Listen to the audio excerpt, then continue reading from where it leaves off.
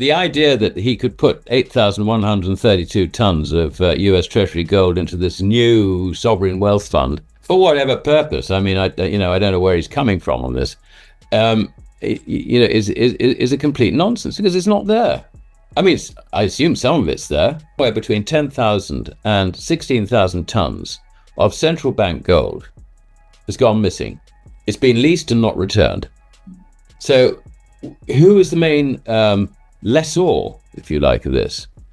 I'm pretty sure it is the Treasury Department, central bank, whatever, which was suppressing gold, trying to get gold out of the system and trying to convince us all that gold is a dead duck. The new currency, the new money is the dollar.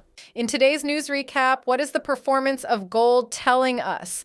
The price of gold exceeded $2,900 an ounce last week for the first time. Since October 2023, it has risen by more than $1,000 an ounce. The price is 3 times higher than it was a decade ago. It has grown tenfold since 2000. What is going on? Where does it go from here? And how best to invest? Gold should not really be this high.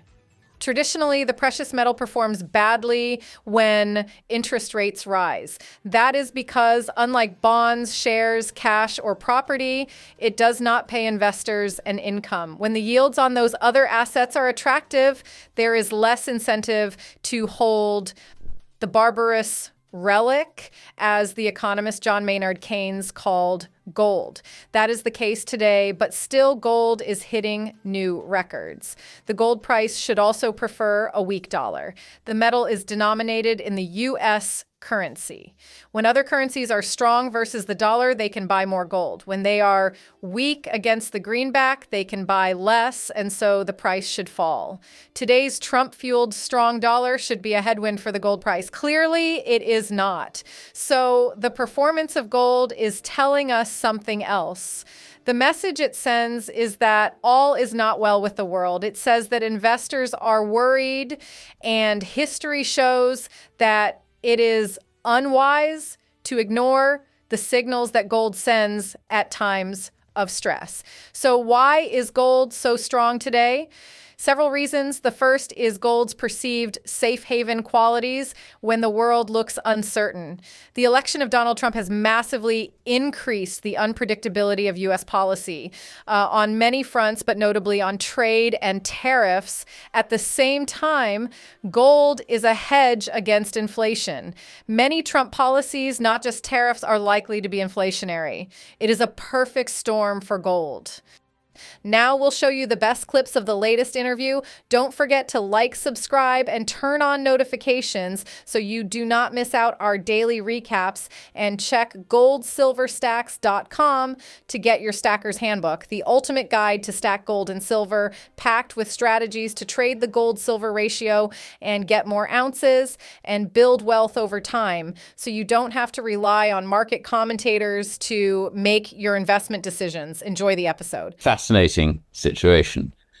And I've listened to all the commentary, and yesterday I listened to a conversation between various members, sort of researchers and analysts and so on, of LBMA firms, and they were saying, well, there's plenty of gold. I mean, they were just sort of glossing over the thing, really. But really? Nobody mentioned one thing which I've been monitoring, and that is the stands to delivery.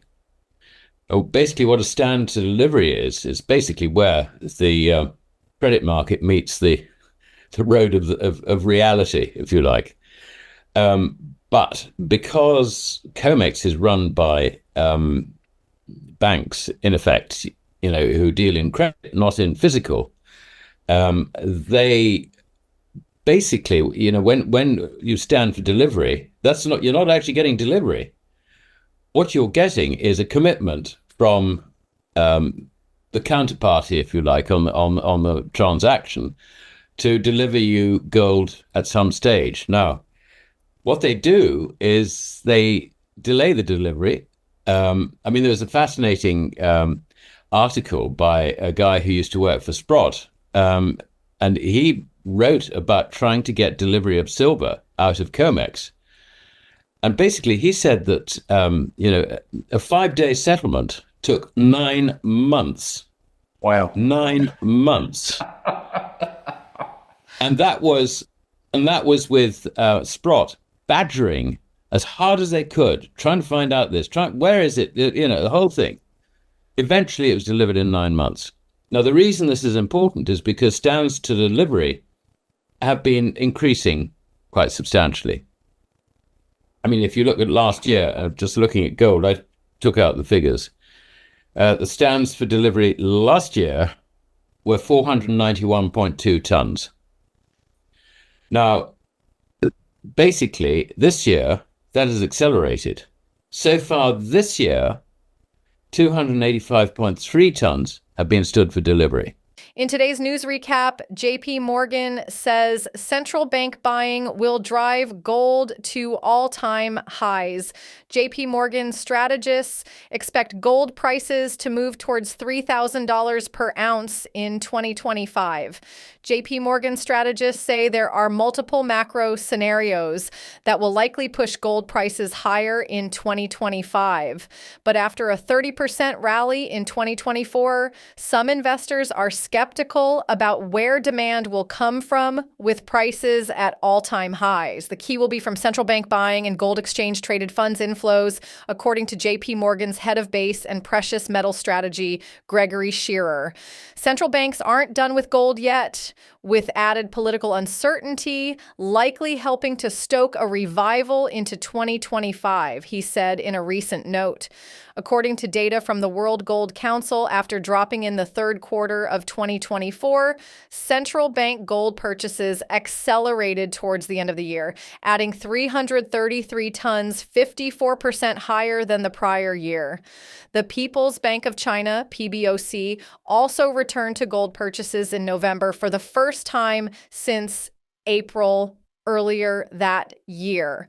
Shearer said, with the PBOC buying again and the potential for China's currency to be further devalued with the risk of tariffs, we think gold owning appetite among Chinese consumers could receive a boost too, as investors turn to gold as a real asset store of value. JP Morgan strategists say there are two potential macro scenarios that will likely both be positive for gold prices, but for different reasons. Under a disruptive path scenario, increased tariffs, trade tensions, stronger inflation, budget deficit expansion, and increased economic growth risks will fuel gold buying as a debasement hedge. In this scenario, central bank gold purchases will likely remain robust as markets experience higher yields, a stronger U.S. dollar, and higher gold prices. Whereas under a Fed-focused path scenario, even if trade tensions are contained and inflation remains under control, JP Morgan said the focus will shift to the Fed's easing cycle.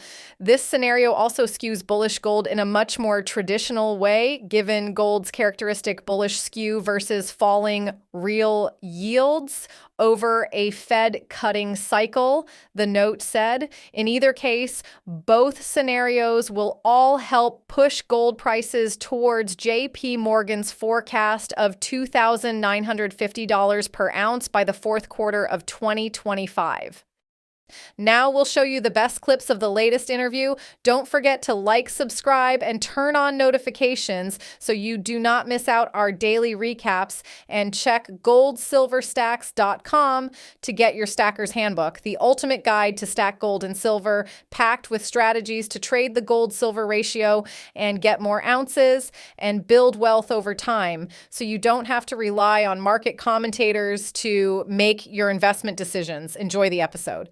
If this continues over the rest of this year, what we're looking at is over 2,160 tons being stood for delivery in this year.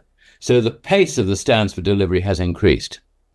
Now, even though the bullion banks use every trick in the book not to let you have your gold, if you look at it from their point of view, they have a problem. They can see that pressure is going to mount on them to deliver. Therefore, they've got to have the stock. And that's basically, I think, what has led to it. We can feed in another thing into this, and that is that anyone who looks at the chart of gold would come to the conclusion that it's going higher. Now that includes bullion bank traders. I mean, they're not idiots. No. So they're in a position where they are short on COMEX. Now we don't know what their position is in London because, I mean, traditionally the idea was you'd be long in London and you cover in COMEX. I don't actually buy that story. I think it's a lot more complex than that. But if we look at COMEX, you can see that the short position is getting increasingly painful. Mm. And if you add into that the fact that you've got all these stands for delivery, and I can tell you that the stands for delivery from 21, 22, 23, and 24, almost 2,000 tons. Now, some of that presumably has been delivered, but you can see the pressure that's coming on the establishment, if I can call it that, in COMEX. This is why COMEX has had a sort of bear squeeze, because at the same time, if you look at outstanding contracts on COMEX, recently they've fallen by 75,000 contracts. That's the open interest. Now, while it's been falling by 75,000 contracts, the price has been rising. So what's that? It's a bear squeeze, and it's a bear squeeze on the shorts. It's as simple as that. So that is basically where the problem is. Now, look at it from the point of view of the buyers. We don't know who they are, but it's reasonable to suggest that the people standing for delivery aren't that close to COMEX, if you like, as an institution. They're probably dealing via Globex, which is the global dealings which occur, when New York's shut and all the rest of it.